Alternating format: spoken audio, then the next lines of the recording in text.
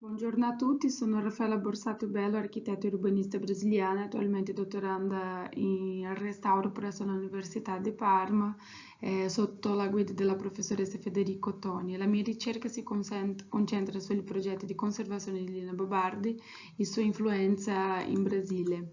Bruna Portela invece è un'architetta e urbanista brasiliana responsabile per l'organizzazione e sistematizzazione delle collezioni dell'Istituto Bardi Casa di Vidro situato a San Paolo, Brasile.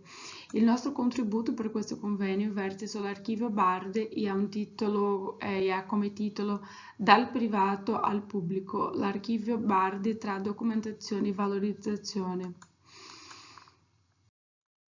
L'archivio dell'Istituto Lina Bobardi Pietro Maria Bardi, situato a San Paolo, conosciuto come Istituto Bardi Casa di Vidro, rappresenta delle collezioni più rilevanti sulle vite e le opere dell'architetta italo-brasiliana Lina Bobardi e del suo marito Pietro Maria Bardi, composto da progetti architettonici, documenti, mobili disegnati da Lina e oggetti personali. Il patrimonio mette in evidenza la straordinaria produzione culturale e artistica della coppia.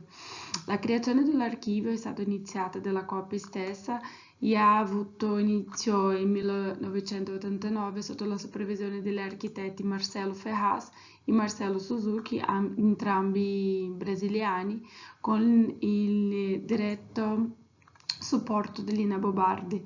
Dopo la scomparsa dell'architetto nel 1992, il lavoro di organizzazione si è intensificato, seguendo le linee guida della coppia per la futura pubblicazione di un libro sulle loro opere, che è stata pubblicata da Marcelo Ferraz.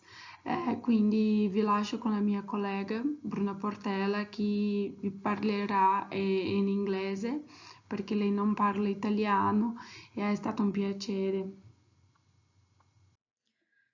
The archive of the Institute Linabo and PM Bardi is unique due to the couple's profound understanding of the value of the materials they accumulate through their careers.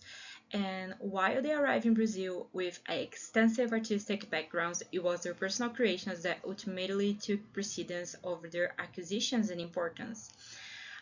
Lina Bobardi, a multi-talented artist, was not only an architect but also a writer, designer, and a curator, leaving behind a distinctive cultural legacy that reflects the full scope of her work.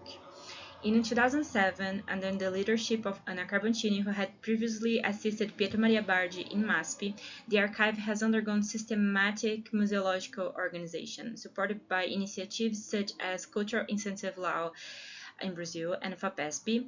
This process adhered to international standards and was overseen by experts like Maria Luisa Vilas Boas and Daisy Almeida, ensuring the preservation and promotion of the couple's invaluable legacy. And in 2013, the Institute Linabo and PM Bard made part of its archive available online, democratizing access to its rich collection. Currently, the material is divided in three different main sections: Linabo Bard's archives, Pietro Maria Bard's archives, and the couple's personal library. Access to the original archives requires prior authorization and scheduling, fostering research that helps disseminate the valuable cultural heritage. The meticulous organization of the collection not only preserves the couple's memory, but also significantly contributes to the international artistic and architectural heritage.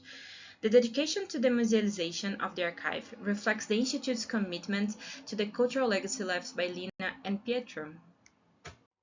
So we thank you for your attention and interest in the work carried out around the archive of the Institute Linabo and PM Bardi. And for more information or future collaborations, please feel free to reach out to us.